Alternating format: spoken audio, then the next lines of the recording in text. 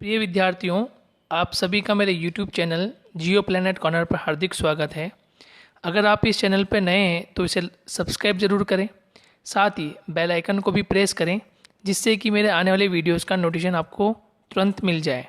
और यदि आपको वीडियोस पसंद आए तो इसे लाइक एंड शेयर करना ना भूलें। हेलो स्टूडेंट्स, आज एक ज्योग्राफी का महत्वपूर्ण लेक्चर हम लेकर आए हैं। आज एक टॉपिक पढ़ेंगे, सौरमंडल में पृथ्वी। इस अध्याय में हम जानेंगे कि सौरमंडल क्या होता है, सौरमंडल का निर्माण किस प्रकार से होता है, सौरमंडल का अर्थ क्या है, सौरमंडल क्यों जरूरी है, और उसमें देखेंगे कि पृथ्वी जहाँ हम निवास करते हैं, मनुष्य का निवास स्थल, किस प्रकार से वह सौरमंडल में स्थित है और उसकी क्या भूमिका है, हम उसकी चर्चा करेंगे। तो आइए दोस्तों, हम चर्चा करते हैं सौरमंडल और पृथ्वी के बारे में। सूर्यास्त के बाद आकाश को देखना कितना अच्छा लगता है। आसमान में पहले एक या दो चमकते बिंदु ही दिखते हैं, लेकिन बाद में इनकी संख्या बढ़ती जाती है। देखिए दोस्तों, जिस प्रकार से सूर्यास्त समय के साथ साथ ढलता जाता है और आसमान में हम पहले एक दो वस्तुओं को ही चमकीले रूप में देख पाते हैं, और जैसे जैसे संध्या का समय होता है, समय अधिक होता जाता है, उस तरह से पूरे आकाश में रात्रि या यूँ कहें रोशनी कम होती जाती है और फिर इनकी जो चमकती वस्तु होती है उनकी संख्या बढ़ जाती है। तो ये ऐसा क्यों होता है, इसके पीछे क्या कारण है, उसकी हम चर्चा करते हैं। आप उनकी गणना नहीं कर सकते। ये दोस्तों बात कर रहा है उन टिमटिमाते तारों की जो पहले 1, 2, 3 के रूप में चमकते हैं और फिर धीरे धीरे समय के साथ साथ उनकी संख्या बढ़ती जाती है। संपूर्ण आकाश छोटी छोटी चमकदार वस्तुओं से भर जाता है, जिनमें से कुछ चमकीले होते हैं और कुछ धुंधले होते हैं। ऐसा प्रतीत होता है मानो आकाश में हीरे जड़े हों। इनमें से कुछ टिमटिमाते प्रतीत होते हैं, लेकिन अगर आपको उनका ध्यान से अध्ययन करना पड़े तो आप पाएंगे कि इनमें से कुछ ही टिमटिमाते अन्य से अलग हैं। ये बिना किसी टिमटिमाहट के चंद्रमा के समान चमकते हैं। इन चमकीली वस्तुओं के साथ आप लगभग प्रतिदिन चंद्रमा को भी देखते हैं। ये अलग अलग समय पर अलग अलग आकार तथा अलग अलग स्थितियों में दिखाई पड़ता है। आप पूर्ण चंद्र को लगभग 1 महीने के बाद देख सकते हैं। ये पूर्ण चंद्रमा वाली रात पूर्णिमा कहलाती है। देखिए दोस्तों, यहाँ हम चर्चा कर रहे थे पहले उन तारों से, उन छोटे छोटे टिमटिमाते जो कि समय के साथ साथ उनकी टिमटिमाहट या उनमें रोशनी बढ़ती जाती है, और उनमें से कोई एक वस्तु के रूप में है चंद्रमा। और चंद्रमा की जो कलाएं होती हैं, शेप्स होते हैं, वो बदलते रहते हैं। पूरे एक माह की हम बात करें, एक मंथ की हम बात करें, चर्चा करें, तो उस पूरे एक मंथ में ये अलग अलग स्टेप्स लेकर आता है। अलग अलग चीज़ों को, अलग अलग आकृतियों को ये चंद्रमा लेकर आता है। और चंद्रमा जो कि पृथ्वी का एक उपग्रह है, और हम ये देख पाते हैं कि जो पूर्ण चंद्रमा होता है, या पूर्ण चंद्रमा वाली जो रात होती है, वो पूर्णिमा के समय हम उसे देख पाते हैं। वो रात जब हम चंद्रमा को पूर्ण आकृति में देखते हैं, वो पूर्णिमा के समय हम देख पाते हैं। कि पूर्णिमा जिस समय होती है, क्योंकि पूर्णिमा एक मंथ में एक बार जरूर आती है, तो उस समय हमें चंद्रमा की आकृति बिल्कुल गोल स्पष्ट रूप से दिखाई पड़ती है। 15 दिन बाद आप इसे नहीं देख सकते। ये नए चंद्रमा की रात्रि या अमावस्या होती है। और एक समय ऐसा आता है जब अमावस्या की स्थिति होती है, जब हमें चंद्रमा नहीं दिखाई पड़ता। ऐसी रात में अगर आसमान साफ है तो आप आसमान का अवलोकन अच्छी तरह से कर सकते हैं। क्या आपको इस बात से पर आश्चर्य नहीं होता कि हम एक दिन के समय चंद्रमा एवं इन सभी छोटी चमकीली वस्तुओं को क्यों नहीं देख पाते? ऐसा इसलिए क्योंकि सूर्य के अत्यधिक तेज प्रकाश के कारण रात के समय चमकने वाली वस्तुओं को हम दिन में नहीं देख पाते, क्योंकि सूर्य का प्रकाश बहुत अधिक होता है। और सूर्य का प्रकाश बहुत अधिक हो जाने के कारण इन वस्तुओं का प्रकाश उस प्रकाश में समाहित हो जाता है या सूर्य का प्रकाश उसे ढक देता है। इस प्रकार से हम चंद्रमा या अन्य जो तारे होते हैं या अन्य कोई वस्तुएं होती हैं जिनका प्रकाश आकाश में होता है वो हम नहीं देख पाते। लेकिन रात्रि के समय जैसे जैसे सूर्यास्त होता है, सूर्यास्त होने के बाद रात्रि का समय आता है तो इनका प्रकाश एकमात्र होता है, वह चमकीले रूप में हमें दिखाई पड़ता है। ऐसा इसलिए क्योंकि सूर्य के अत्यधिक तेज प्रकाश के कारण रात के समय चमकने वाली वस्तुओं को हम दिन में नहीं देख पाते।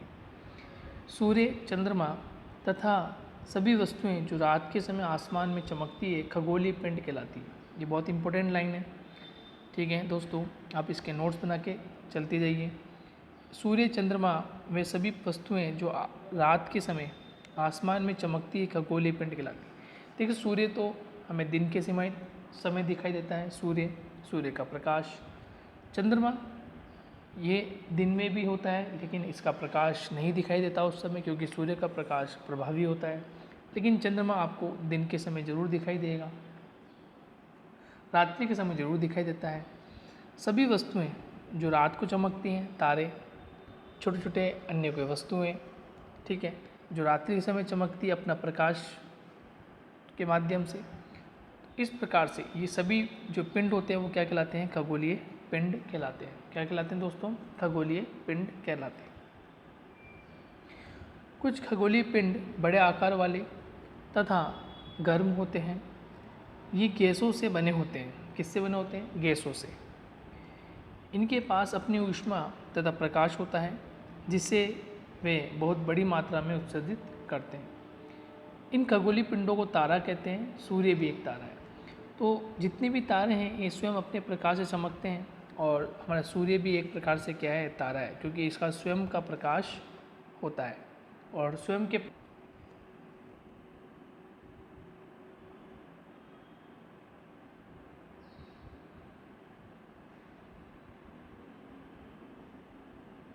नेक्स्ट,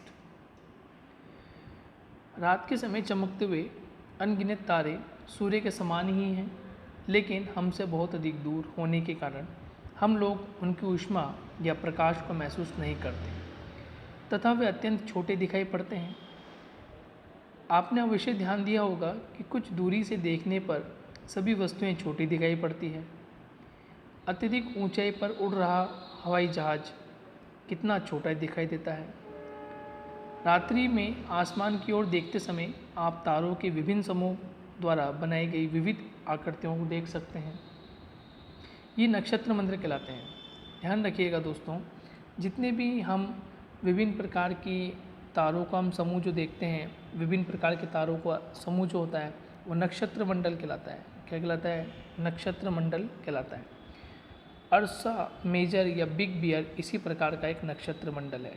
ठीक है दोस्तों, ये भी इम्पोर्टेंट है कि अर्सा मेजर या बिग बियर इसी प्रकार का एक नक्षत्र मंडल है। बहुत आसानी से पहचान में आने वाला नक्षत्र मंडल स्मॉल बियर या सप्तऋषि, जहाँ सप्त यानी सात और ऋषि यानी संत, ठीक है। स्मॉल बियर या सप्तऋषि, जिसको हम सप्त यानी सात और ऋषि मतलब संत के नाम से जानते हैं। ये 7 तारों का समूह है जो कि एक बड़े नक्षत्र मंडल अर्सा मेजर का भाग है। ठीक है दोस्तों, जो सप्तऋषि है वो किसका एक भाग है? अर्सा मेजर का एक भाग है। अपने परिवार या पड़ोस में किसी बड़े व्यक्ति से कहिए कि वे आपको आसमान में और अधिक तारों, ग्रहों और नक्षत्र दलों को और दिखाएं। देखिए दोस्तों, इसमें आप इस चित्र में देख पा रहे हैं कि बहुत सारे टिमटिमाते तारे आपको दिखाई दे रहे हैं और यहाँ आपको कुछ दिशाएं भी अवलोकित हो रही है। ये दिशाओं के हिसाब से ये उत्तर दिशा, ये पूर्व दिशा, ये पश्चिम दिशा, पश्चिम और ये दक्षिण दिशा, और इसी के संकेतक में आपको ध्रुव तारा भी नज़र आ रहा होगा। जब हम उत्तर दिशा की ओर नज़रों के माध्यम से हम देखते हैं तो हमें ध्रुव तारा एक सीध में दिखाई पड़ता है।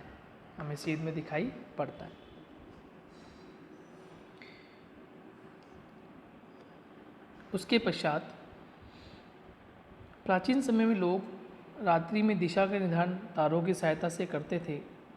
उत्तरी तारा उत्तर दिशा को बताता है। जो उत्तरी तारा होता है वो किस दिशा को इंगित करता है? उत्तर दिशा को इंगित करता है। ये एक इम्पोर्टेंट लाइन है। यदि आपसे कोई पूछे कि बताइए उत्तर दिशा हमने किस प्रकार निर्धारित की, तो आपको ये ध्यान रखना है उत्तरी तारा उत्तर दिशा को बताता है। उत्तरी तारा जो है वो उत्तरी दिशा को बताता है। इसे ध्रुव तारा भी कहा जाता है, तो इसे हम ध्रुव तारा भी कहते हैं। तो ध्रुव तारा जिस दिशा में होता है उस दिशा को हम क्या कहते हैं? उत्तरी दिशा। क्या कहते हैं दोस्तों? उत्तरी दिशा या उत्तर। क्या कहते हैं? उत्तर। ये एक इम्पॉर्टेंट बात है। जिस दिशा में ध्रुव तारा होगा उसे हम उत्तर कहते हैं। उसके ठीक विपरीत दिशा दक्षिण कहलाती है। और उस दिशा में यदि हम मुख करके खड़े होते हैं तो हमारा जहाँ दायां भाग होगा वो पूर्वी दिशा और जहाँ बायां भाग होगा वह पश्चिमी दिशा कहलाती है। ये आसमान में हमेशा एक ही स्थान पर रहता है। हम सप्तऋषि की सहायता से ध्रुव तारे की स्थिति को जान सकते हैं। यदि सप्तऋषि मंडल के संकेतक तारों को आपस में मिलाते हुए एक काल्पनिक रेखा खींची जाए एवं उसे आगे की ओर बढ़ाया जाए तो ये ध्रुव तारे की ओर इंगित करेगी। जैसे इसमें बताया गया है कि आप देखेंगे इसमें 7 तारों का एक समूह, सप्तऋषि मंडल 7 तारों का एक समूह दिखाया गया है। ये 7 तारों का एक समूह दिखाया गया है, ठीक है। और 2 तारों से यदि हम एक संकेतिक रेखा बनाएं तो हमें ध्रुव तारे की ओर स्पर्श दिखाई देगा, जैसे इसमें दिखाई दिया हो।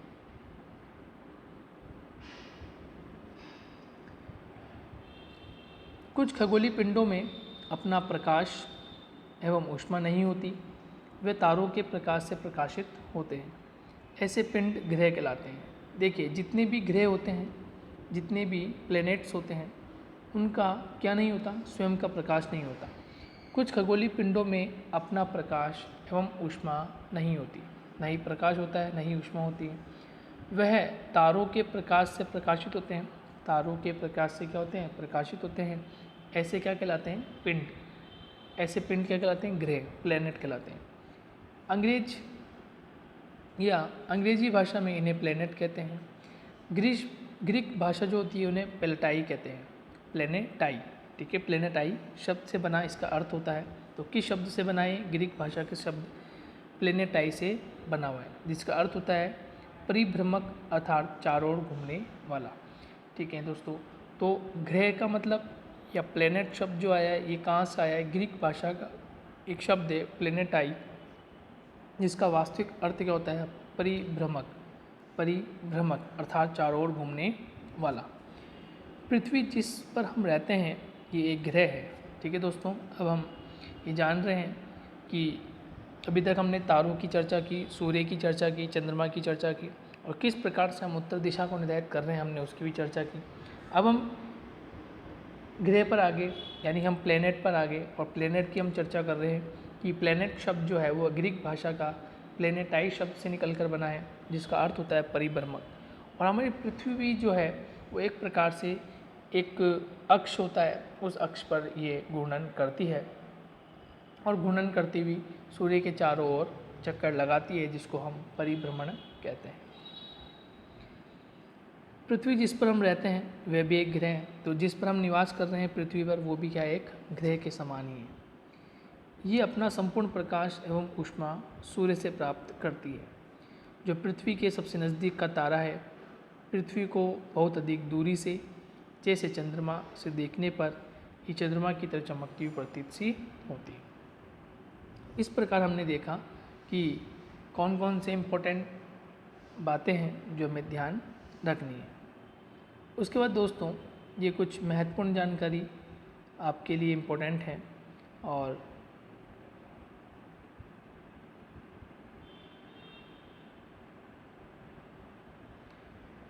इसके बाद हम चर्चा करते हैं। आसमान में दिखने वाला चंद्रमा एक उपग्रह है। आसमान में दिखने वाला एक चंद्रमा उपग्रह है। ये हमारी पृथ्वी का सहचर है, यानी उपग्रह है, यानी कि सहचर, यानी इसी में से निकला हुआ एक भाग है तथा इसके चारों ओर चक्कर लगाता है, यानी पृथ्वी के चारों ओर क्या लगाता है, ये चक्कर लगाता है। हमारी पृथ्वी के समान 8 अन्य ग्रह हैं। हमारी पृथ्वी के समान 8 अन्य ग्रह हैं। हालांकि कुल वर्तमान में 8 ग्रह हैं। वर्तमान में पृथ्वी को शामिल कर लिया जाए तो कितने ग्रह हैं? 8, जो सूर्य से प्रकाश एवं ऊष्मा प्राप्त करते हैं। उनमें से कुछ के पास अपने चंद्रमा भी हैं, कुछ के पास अपने अपने सैटेलाइट्स अलग अलग हैं। हम उनकी चर्चा बाद में करेंगे। सौर मंडल की चर्चा करते हैं। सूर्य अलग 8 ग्रह और उपग्रह तथा कुछ अन्य खगोलीय पिंड जैसे क्षुद्र ग्रह एवं उल्का पिंड मिलकर सौर मंडल का निर्माण करते हैं। देखिए दोस्तों, महत्वपूर्ण है, आपसे पूछ लिया जाए कि सौर मंडल का निर्माण किस प्रकार हुआ है, सौर मंडल में कौन कौन से तत्व मौजूद हैं। तो यदि हम केवल पिंडों की चर्चा करें तो सूर्य एक महत्वपूर्ण तारे के रूप में, इसके अलावा 8 अन्य ग्रह, अभी हमने चर्चा करेंगे उनकी। अन्य कितने? 8 ग्रह।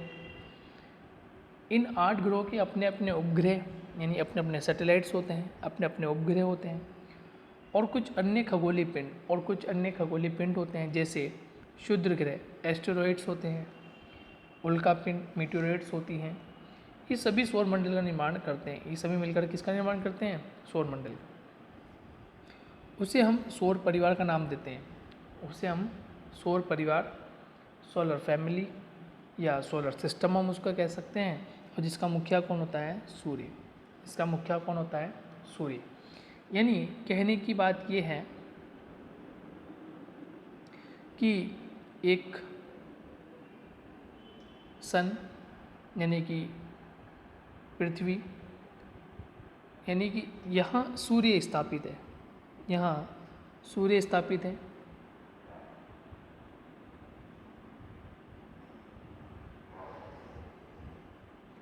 जैसे इस भाग में हम सूर्य को स्थापित कर दें, ठीक है दोस्तों, ये सूर्य स्थापित हो गया, सन। और इस सन के चारों ओर इस तरह से हम 8 वलय बना सकते हैं, ठीक है। इस सन के चारों ओर अन्य ग्रह, ठीक है, अन्य प्लेनेट चारों ओर इस तरह से घुमा करते हैं। यानी इनका परिभ्रमण और परिक्रमण, 2 चीज़ें होती है, परिभ्रमण और परिक्रमण। परिभ्रमण का मतलब ये होता है अपने ही अक्ष पे घूमना। जो भी ग्रह होते हैं, पिंड होते हैं, वो अपने ही अक्ष पे घूमते रहते हैं। और अपने अक्ष पे घूमते हुए सूर्य के चारों ओर परिक्रमा करना। सूर्य के चारों ओर क्या करना? परिक्रमा करना, यानी सूर्य के चारों ओर घूमना। ये सभी चीज़ें क्या है? तो इस प्रकार से सूर्य है, यानी ये जो सूर्य मध्य में है, बिल्कुल ये सूर्य जो मध्य में है, मध्य में होने के कारण ये क्या है? मुखिया है, ये लीडर है इस पूरे सौर मंडल का। और इसके चारों ओर ये 8 ग्रह इस प्रकार से घुमा करते हैं, यानी ये परिक्रमण करते हैं। यहाँ जानकारी देखें तो पुरानी जो रोमन है, ठीक है, पौराणिक रोमन जो है, उन कहानियों में सोल सूर्य देवता को कहा जाता है। सौर शब्द का अर्थ सूर्य संबंधित है। सौर शब्द का जो संबंध है वो किससे है? सूर्य से। इसलिए सूर्य के परिवार को सौर मंडल कहा जाता है। सौर शब्द का उपयोग करते हुए और अधिक शब्दों में हम इसे लिख सकते हैं। अब हम बात करते हैं सूर्य की। सूर्य सौर मंडल के केंद्र में स्थित है। अभी जैसे मैंने आपको डायग्राम में बताया, ये बहुत बड़ा है एवं अत्यधिक गर्म गैसों से बना है।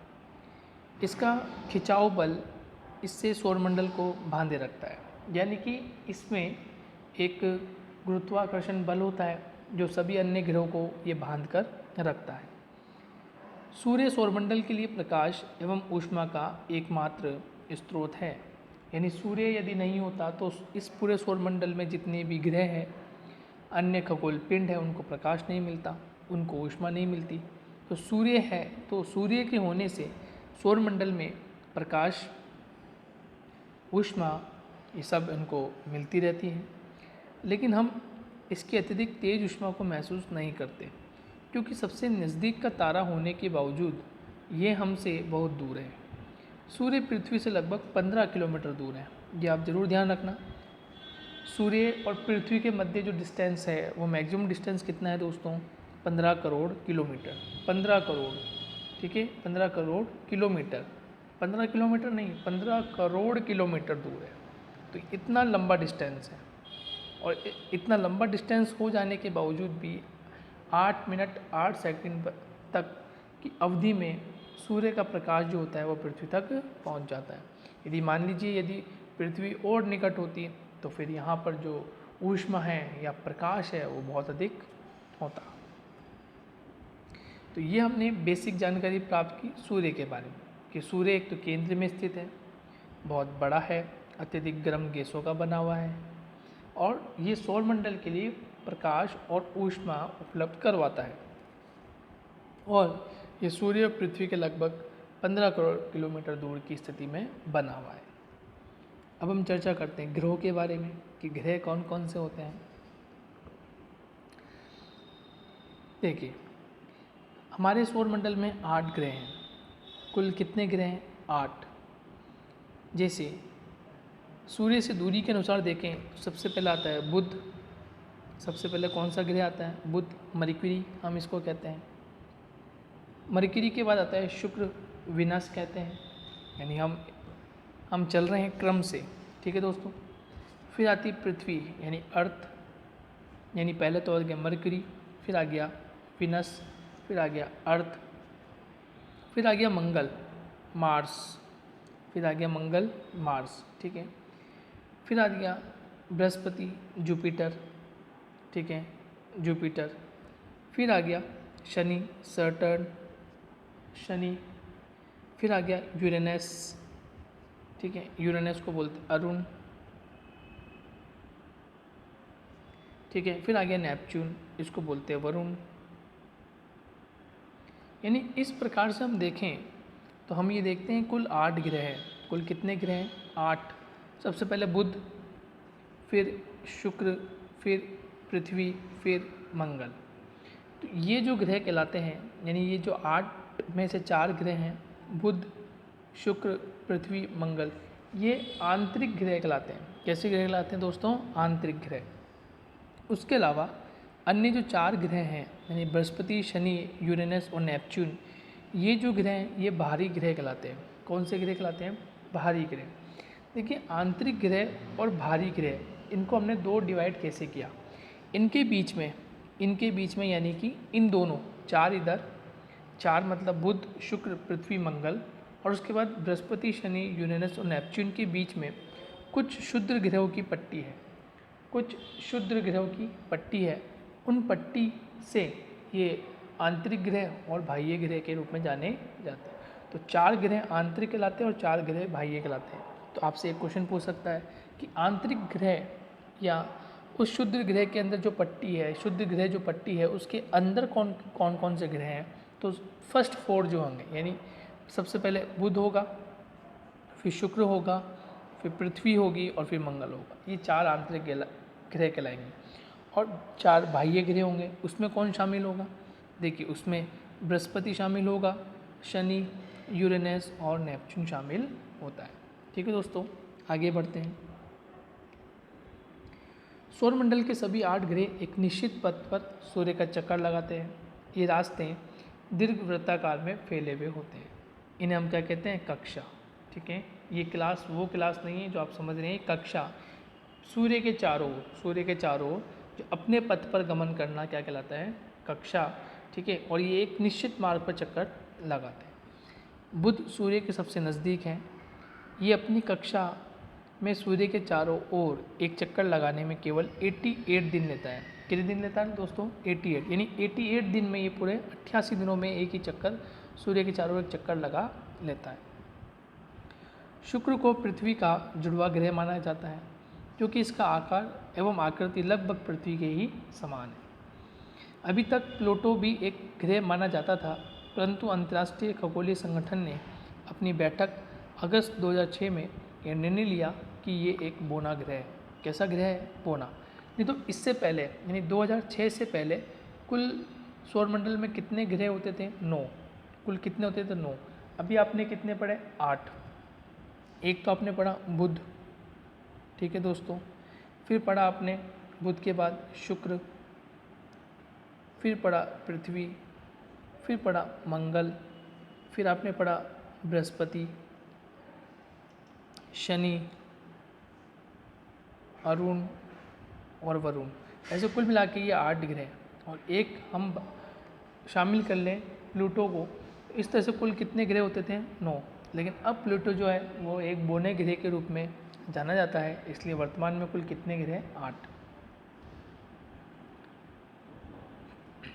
अब हम बात कर लेते हैं पृथ्वी की। पृथ्वी से दूरी के हिसाब से ये तीसरा ग्रह है, यानी सूर्य की दूरी के हिसाब से हम देखें तो पृथ्वी कौन सा? तो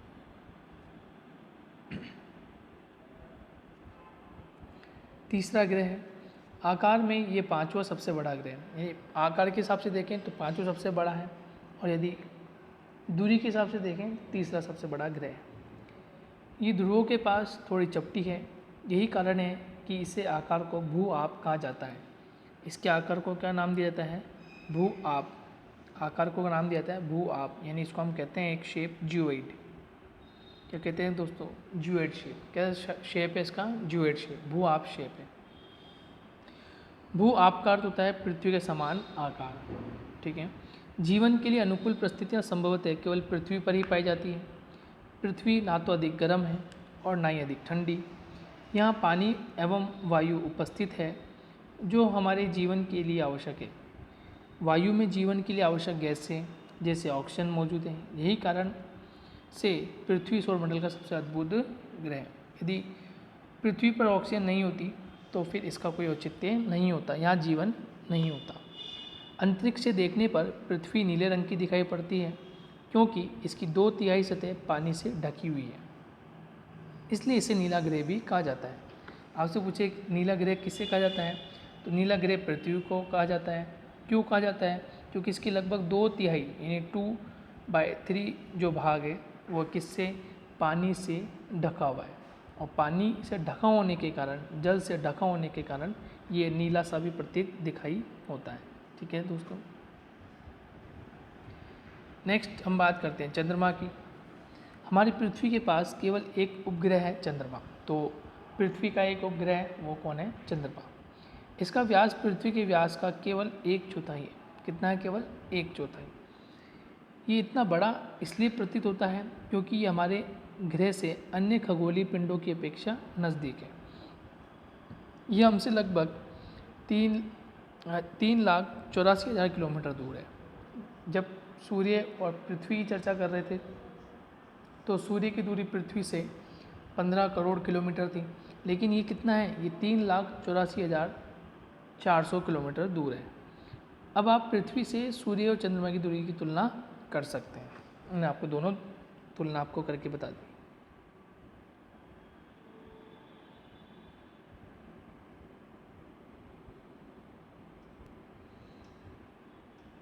नेक्स्ट, चंद्रमा पृथ्वी का एक चक्कर लगभग 27 दिन में पूरा करता है। लगभग इतने ही समय में वह अपने अक्ष पर भी चक्कर पूर्ण कर लेता है।